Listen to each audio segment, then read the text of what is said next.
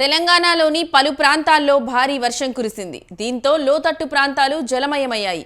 మళ్లీ ప్రాజెక్టులకు వరద పోటెత్తింది. సాగునీటి జలాశయాలన్నీ నిండు కుండలా మారాయి. వరద ప్రభావిత ప్రాంతాల్లో చర్యలకు అధికారులను మంత్రులు ఆదేశించారు.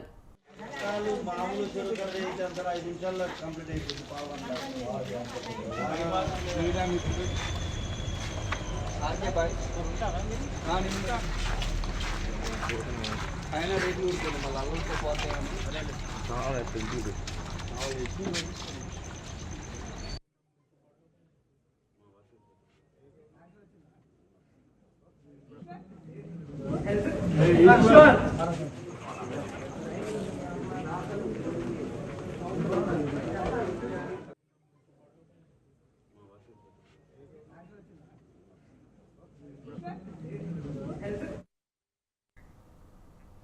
ఖమ్మం జిల్లాలోని మున్నేరుకు వరద ప్రవాహం పెరుగుతోంది. 15 అడుగులకు పై మున్నేరు ఉధృతంగా ప్రవహిస్తోంది. 16 అడుగులకు చేరగానే తొలి ప్రమాద హెచ్చరిక జారీ చేయనున్నారు.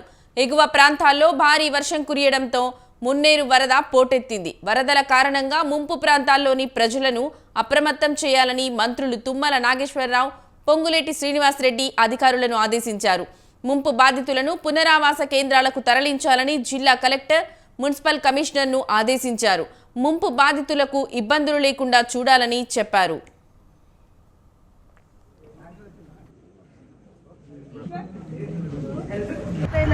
రాత్రి చెరువులో పోయింది, మళ్ళల్లో పోయిన కారు మా వైరా చెరువు కూడా రాండి.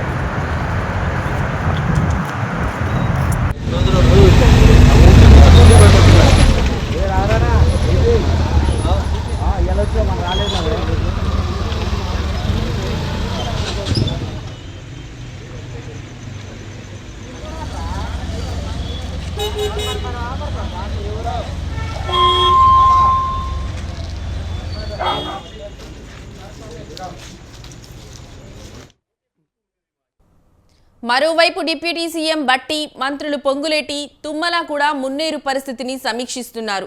మున్నేరుకు వరద ప్రవాహం పెరగడంతో ప్రజలు అప్రమత్తంగా ఉండాలని మంత్రులు విజ్ఞప్తి చేశారు. లోతట్టు ప్రాంతాల ప్రజలను ఖాళీ చేయిస్తున్నారు. మున్నేరు నది వెంట నివసించే ప్రజలకు రెడ్ అలర్ట్ జారీ చేశారు. స్థానిక ప్రజలను సురక్షిత ప్రాంతాలకు తరలించారు. తాజా పరిస్థితిని డిప్యూటీ సీఎం బట్టి విక్రమార్క పర్యవేక్షిస్తున్నారు.